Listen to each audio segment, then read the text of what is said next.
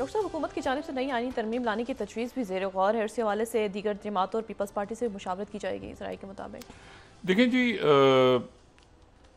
ये तो पोलिटिकली जो मामला चल रहे हैं उसमें आप देखें ना कि एक तो वहाँ पे बिल्कुल सूरत हाल ऐसी है कि क्या इसराइल दोबारा हमला करेगा, क्या वो जवाब में होगा, क्या हिम्मत है इस अभी तो देखें ना, ये सीरिया के मामला तो सारे ठीक हो जाएंगे एसडीएफ के।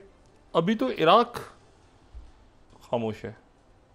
अभी तो शिया सुदानी, ये जो कुछ सीरिया में और लेबनान में इधर उधर सारा हो रहा है, तो उसमें देखें इराक नहीं है ना। अभी तो इराक ने कहीं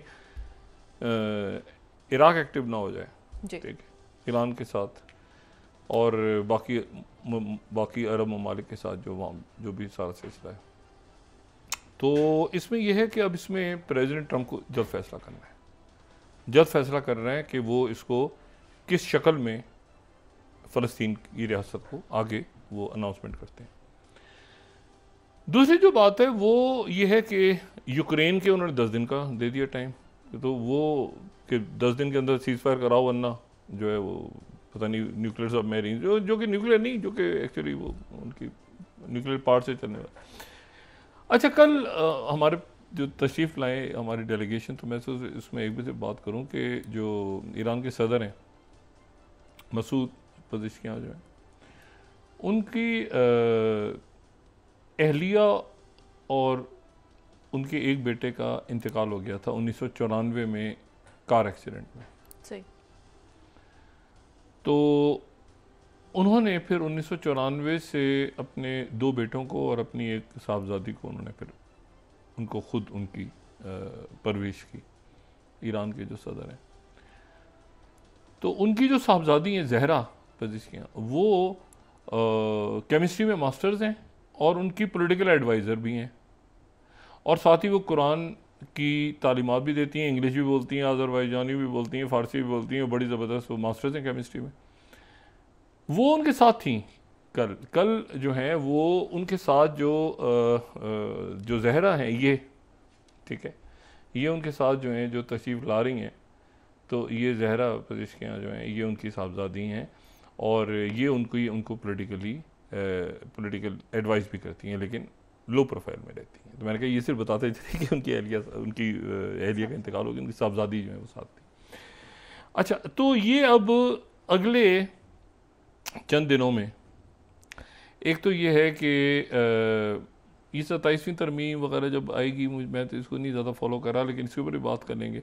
लेकिन ये है कि असल बात ये है कि जो यहाँ पर अच्छा वो उन्होंने आज स्टीफन मिलर ने, जो कि बड़े क्लोज़ हैं उनके प्रेसिडेंट ट्रंप के, उन्होंने जनाब दोबारा फॉक्स पे इंटरव्यू दिया है, और उन्होंने फॉक्स पे इंटरव्यू देने के बाद जो है वो बड़ा सख्त उनका लबो लहजा था। मैंने वो इंटरव्यू सुना भी है, लेकिन ज़ाहिर है यहाँ पे उसको प्ले करना मुश्किल नहीं। वो उन्होंने बड़ा सख्त उनका लबो लहजा था इंडिया के बारे में, और उन्होंने 37 में कोट कर रहा हूँ Indian Express, India buying Russian oil not acceptable, top Trump aide accuses India of financing Russia's war against Ukraine.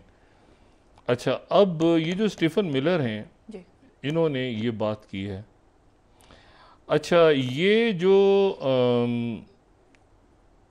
अब इशू ये है, अच्छा दूसरी इंडियन एक्सप्रेस की ये भी बात बड़ी तशवीशनाक है, वो ये कि 39 के H1B वीज़ा और स्टूडेंट वीज़ा पे पाबंदी के बाद ज़्यादा इंडियंस जो हैं वो US इन्वेस्टमेंट गोल्ड वीज़ा, जो दुनिया में ज़्यादा मुल्कों के लोग ले रहे हैं, उनमें इंडिया के लोगों ने वो पता नहीं कितने लाख डॉलर की इन्वेस्टमेंट करें, और वो जो था ना गोल्डन वीज़ा, वो वीज़ा लेना शुरू कर दिया इंडिया ने। इससे बड़े खुश हो रहे हैं वो अमेरिकन। तो ये तो कंप्लीट ब्रेन ड्रेन होगा इंडिया। तो ये Indian prime minister Modi ji को देखना है कि भाई ये कैसे मामलात को निपटाना है, और क्या रशिया की तरफ वो जाते हैं तो क्या फिर वो ये बर्दाश्त कर लेंगे सारे जो पाबंदियाँ लगेंगी उनके ऊपर।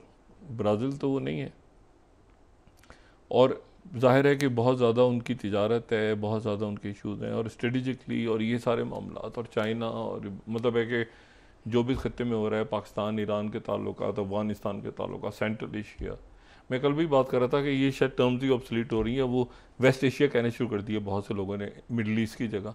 ठीक है ना, तो मिडल ईस्ट की लफ्ज़ कम इस्तेमाल हो रहा है, वेस्ट एशिया ज़्यादा इस्तेमाल होना शुरू हो गया।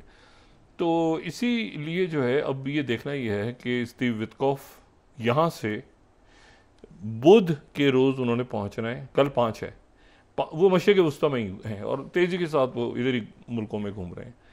तो या ये कुछ करवाने में कामयाब हो जाते हैं या यहाँ की और नेतन्याहू को पुतिन ने क्या कहा है, ये ज़ाहिर है कि स्टीव विटकॉफ को पता है कि मतलब कुछ तो मैं वहाँ मतलब वापस जाऊँ तो पता चला अमेरिका जाने से पहले वो इधर भी कत्लेआम जारी है और मज़ीद जंग छिड़ गई और चढ़ाई कर दी सबने नेतन्याहू के ऊपर।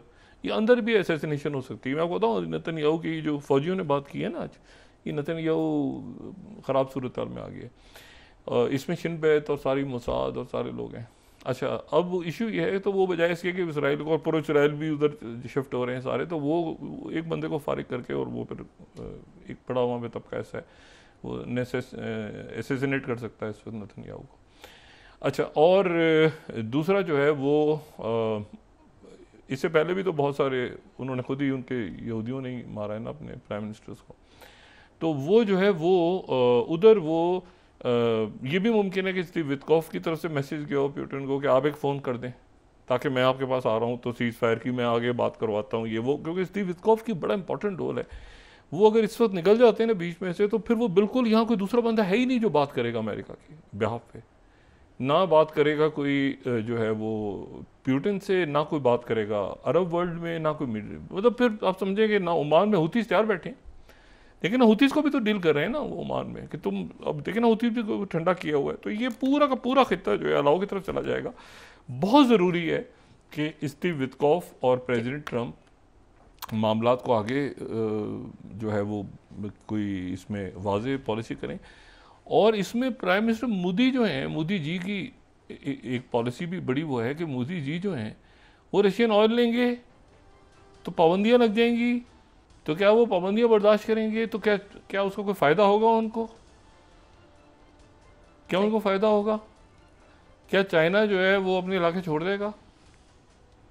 चाइना के साथ जो इशू जो कंटेन करनी, ये तो हालत मजबूरी सूरत हाल क्रिएट हो रही है ना। तो मतलब ये है कि एक बड़ी सूरत हाल ऐसी है जो अगले चंद दिन बड़े उसमें आम है। ये मैन मेड क्राइसिस जल्दी ख़त्म हो पाकिस्तान के अंदर तो हम इसमें से आगे निकलें, लेकिन ये है कि बहरहाल ख़ित्ते और दुनिया के वाक़यात और हालात तय करेंगे कि पाकिस्तान में क्या होने जा रहा है। और चूँकि पाकिस्तान की फेवर में जा रहे हैं सारे हालात, इसलिए मुझे यकीन है कि जो भी कुछ होगा पाकिस्तान में बेहतर होगा इंशाल्लाह। जी बहुत शुक्रिया डॉक्टर साहब। नाज़रीन, इसके साथ ही आज का प्रोग्राम अपने इख्तिताम को पहुंचा। मुझे उसमें रस्लिम को इजाज़त दीजिए। लाने के बाद जी डॉक्टर साहब, अपना दोस्तों रिश्तेदारों गिरदोनवा के लोगों का सब ख्याल रखिएगा।